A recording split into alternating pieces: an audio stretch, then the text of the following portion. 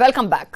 BBMP election ಗೆಲ್ಲೋದಕ್ಕೆ DK Shivakumar circus ಅನ್ನ ಮಾಡ್ತಾ ಇದ್ದಾರೆ. ಬಿಬಿಎಂಪಿ ವಿಭಜನೆಗೂ ಡಿಸಿಎಂ ಡಿಕೆಶಿ ಪ್ಲಾನ್ ಅನ್ನ ಮಾಡ್ತಾ ಇದ್ದು ವಾರ್ಡ್ ಡಿಲಿಮಿಟೇಷನ್ ಕಮಿಟಿಗೆ ಹೆಚ್ಚಿನ ಹೊಣೆಯನ್ನ ವಹಿಸಲಾಗಿದೆ.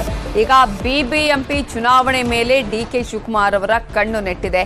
ಬಿಬಿಎಂಪಿ ವಿಭಜನೆಗೂ ಡಿಸಿಎಂ ಡಿಕೆಶಿ ಪ್ಲಾನ್ ಅನ್ನ ಮಾಡಿಕೊಂಡಿದ್ದು, ಈ ಹಿನ್ನೆಲೆಯಲ್ಲಿ ಬಿಜೆಪಿ ಶಾಸಕರು ವಲಸೆ ಬಿಜೆಪಿ ಶಾಸಕರ ಕ್ಷೇತ್ರಗಳನ್ನೇ ಟಾರ್ಗೆಟ್ ಮಾಡಿಕೊಳ್ಳಲಾಗಿದೆ. ಬಿಜೆಪಿಯವರ ವಾರ್ಡ್ಗಳನ್ನ ಗೆಲ್ಲೋಕೆ mega plan.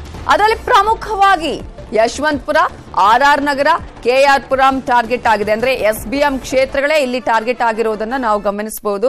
S T Somashekar, ಹಾಗೆ ಭೈರತಿ ಬಸವರಾಜ್, ಮುನಿರತ್ನ ಇವರ ಕ್ಷೇತ್ರಗಳನ್ನೇ ಇಲ್ಲಿ ಟಾರ್ಗೆಟ್ ಮಾಡಿಕೊಳ್ಳಲಾಗಿದೆ. ಬಿಬಿಎಂಪಿ ಎಲೆಕ್ಷನ್ ಗೆಲ್ಲೋದಕ್ಕೆ ಏನೆಲ್ಲ ಸರ್ಕಸ್ ಮಾಡಬೇಕು ಆ ಎಲ್ಲಾ ಸರ್ಕಸ್ ಗಳನ್ನ ಈಗ ಮಾಡಲಾಗ್ತಾ ಇದೆ. 3 ಕ್ಷೇತ್ರಗಳ ಮೇಲೆ ಡಿಕೆಶಿ ಕಣ್ಣನ್ನ ಇಟ್ಟಿದ್ದಾರೆ.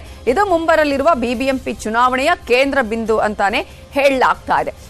ಇದರ ಬಗ್ಗೆ ಇನ್ನಷ್ಟು ಡೀಟೇಲ್ಸ್ ಕೊಡೋದಕ್ಕೆ ನಮ್ಮ ರಿಪೋರ್ಟರ್ ಆಶಿಕ್ ಮುಲ್ಕಿ ನೇರ ಸಂಪರ್ಕದಲ್ಲಿ ಜಾಯ್ನ್ ಆಗಿದ್ದಾರೆ. ಆಶಿಕ್ ಮುಲ್ಕಿ, ಈಗ ಬಿಬಿಎಂಪಿ ಎಲೆಕ್ಷನ್ ಯಾವಾಗ ಆಗುತ್ತೆ ಅನ್ನೋದು ಒಂದು ಪ್ರಶ್ನೆ. ಯಾಕಂದ್ರೆ ಇನ್ನೂ ಕೂಡ ಬಿಜೆಪಿ ಮಾಡದ ಹಾಗೇನೆ ಇದು ಕಾಂಗ್ರೆಸ್ನವರು ಕೂಡ ಮುಂದಕ್ಕೆ ಹಾಕುವಂತಹ ಪ್ಲಾನ್ ಅನ್ನುವಂತಹ ಚರ್ಚೆಗಳು ಕೂಡ ಒಂದ್ ಕಡೆ ನಡೀತಾ ಇರೋ ಸಂದರ್ಭದಲ್ಲಿ ಎಸ್ಬಿಎಂ ಕ್ಷೇತ್ರಗಳೇ ಈಗ ಡಿಕೆಶಿಯ ಟಾರ್ಗೆಟ್.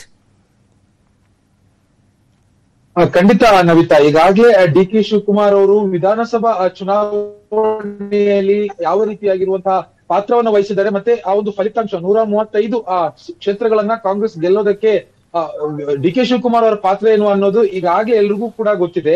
ಇದೇ ರೀತಿಯಲ್ಲಿ ಬಿಜೆಪಿ ಹಿಡಿತದಲ್ಲಿರುವಂತಹ ಬೃಹತ್ ಬೆಂಗಳೂರು ಮಹಾನಗರ ಪಾಲಿಕೆಯನ್ನು ಕೂಡ ಕಾಂಗ್ರೆಸ್ ತೆಕ್ಕೆಗೆ ತೆಗೆದುಕೊಂಡು ಬರಬೇಕು ಅನ್ನುವಂಥದ್ದು ಈಗ ಡಿಕೆ ಶಿವಕುಮಾರ್ ಮುಂದೆ ಇರುವಂತಹ ಮತ್ತೊಂದು ದೊಡ್ಡ ಸವಾಲು. ಈಗಾಗಲೇ ಅವರನ್ನ ಬೆಂಗಳೂರು ನಗರಾಭಿವೃದ್ಧಿ ಸಚಿವರನ್ನಾಗಿ ಮಾಡಿದ್ದಾರೆ. ಹೀಗಾಗಿ ಅವರ ಮೇಲೆ ಹೆಚ್ಚಿನ ಒತ್ತಡಗಳಿದೆ.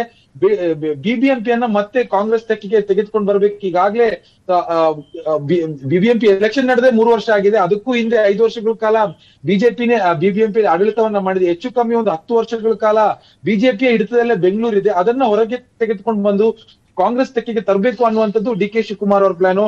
ಇದಕ್ಕಾಗಿ ಈ ಹಿಂದೆನೆ ಬೆಂಗಳೂರಿನ ವಾರ್ಡ್ ಡಿಲಿಮಿಟೇಷನ್ ಸಂಬಂಧಪಟ್ಟಿರುವಂಗೆ ಆ ಸಾರಿಗೆ ಸಚಿವರ ಒಂದು ಸಮಿತಿಯನ್ನು ಕೂಡ ನೇಮಕ ಮಾಡಿ ಆ ಸಾಧಕ ಬಾಧಕಗಳನ್ನು ಚರ್ಚೆ ಮಾಡಿ ಒಂದು ವರದಿಯನ್ನು ಕೊಡೋದಕ್ಕೆ ಹೇಳಿದ್ರು. ಅದಾದ ಬಳಿಕ ಬಿಬಿಎಂಪಿಯನ್ನ ವಿಭಜನೆ ಮಾಡೋದಕ್ಕೆ BS ಪಾಟೀಲ್ ಮಾಜಿ IAS ಅಧಿಕಾರಿ ಅವರ ಒಂದು ಅಧ್ಯಕ್ಷತೆಯಲ್ಲಿ ಒಂದು ಸಮಿತಿಯನ್ನ ಮಾಡಿದ್ರು. ಅದಾದ ಬಳಿಕ ಹೈಕೋರ್ಟ್ ನಲ್ಲಿ ಇದ್ದಂತ ವಾರ್ಡ್ ಡಿಲಿಮಿಟೇಷನ್ ಏನಿದೆ ಅದು ಯಾವಾಗ ರದ್ದು ಆಗಿಂದಾಗ್ಲೇ ಸರ್ಕಾರದ ಒಂದು ಆದೇಶದ ಮೇರೆಗೆ ಹೊಸ ಸಮಿತಿ ಕೂಡ ಜಾರಿಗೆ ಬಂತು. ಹೀಗಾಗಿ ಎಲ್ಲಾ ಆಸ್ಪೆಕ್ಟ್ ಗಳನ್ನ ನೋಡ್ತಾ ಇದ್ರೆ ಬಿಜೆಪಿಯವರು ಮಾಡಿರುವಂತಹ ಒಂದು ವಾರ್ಡ್ ಡಿಲಿಮಿಟೇಷನ್ ಏನಿದೆ ಅದನ್ನ ಒಡೆದು ಬೇರೆ ಸ್ವರೂಪ ಕೊಡುವಂತ ಎಲ್ಲಾ ಸಾಧ್ಯತೆಗಳು ಕೂಡ ಇರುವಂತದ್ದು. ಇದರಲ್ಲಿ ಪ್ರಮುಖ ಪಾತ್ರ ವಹಿಸ್ತಾ ಇರುವಂತದ್ದು ಈಗಾಗಲೇ ನಾವೆಲ್ಲ ಬಹಳಷ್ಟು ಕಡೆ ನೋಡಿದೀವಿ.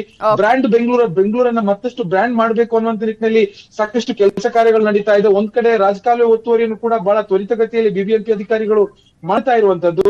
ಒಟ್ಟಾರೆ ಡಿಕೆ ಶಿವಕುಮಾರ್ ಅವರಿಗೆ ಈ ರೀತಿಯಾಗಿ ಸ್ಟೆಪ್ ಬೈ ಸ್ಟೆಪ್ ಬೆಂಗಳೂರನ್ನ ಮತ್ತಷ್ಟು ಕಂಟ್ರೋಲ್ ಮಾಡೋದಕ್ಕೆ ಸಾಧ್ಯ ಆಗ್ಬೇಕು ಅನ್ನುವಂತ ನಿಟ್ಟಿನಲ್ಲಿ ಬಿಬಿಎಂಪಿ ಚುನಾವಣೆಯನ್ನ ದೃಷ್ಟಿಕೋನದಲ್ಲಿ ಇಟ್ಕೊಂಡು ಹೀಗೆ ಸ್ಟೆಪ್ ಬೈ ಸ್ಟೆಪ್ ಒಂದೊಂದೇ ಹೆಜ್ಜೆಯನ್ನ ಇಡ್ತಾ ಬರುವಂತದ್ದು. Navitha, okay, thank you Ashik Mulki ಡೀಟೇಲ್ಸ್ಗೆ.